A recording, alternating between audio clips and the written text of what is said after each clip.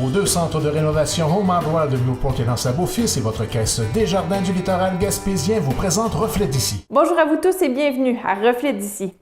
Pour assurer leur pérennité, les paroisses gaspésiennes devront se fusionner par secteur, un enjeu délicat et de taille. Thierry Haroun s'est entretenu avec l'évêque de Gaspé, Monseigneur Proulx, sur ce sujet, entre autres.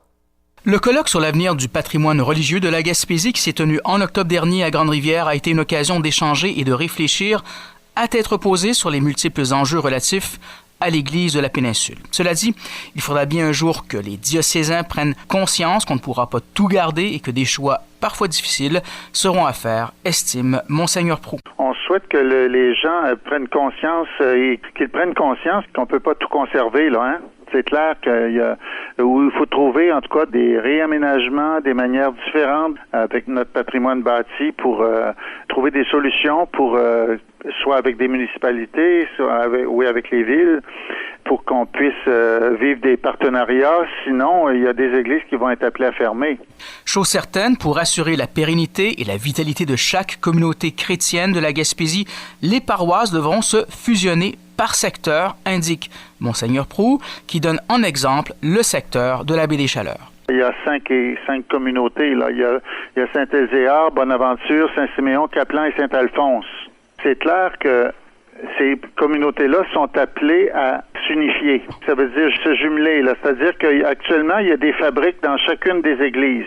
Et on arriverait à faire une seule fabrique avec 5 communautés chrétiennes. Écoutez, la nouvelle fabrique qui sera élue à ce moment-là, elle doit faire un PDI, un plan directeur immobilier. C'est à eux de faire ça, c'est pas à moi de faire ça. C'est aux citoyens, c'est aux paroissiens, paroissiennes de faire des choix. Et à partir du moment où ils auront fait des choix, là, ils vont nous avertir que telle église est excédentaire ou tel presbytère est excédentaire, ou ils veulent toutes les garder. Ça va dépendre des possibilités qu'ils vont trouver.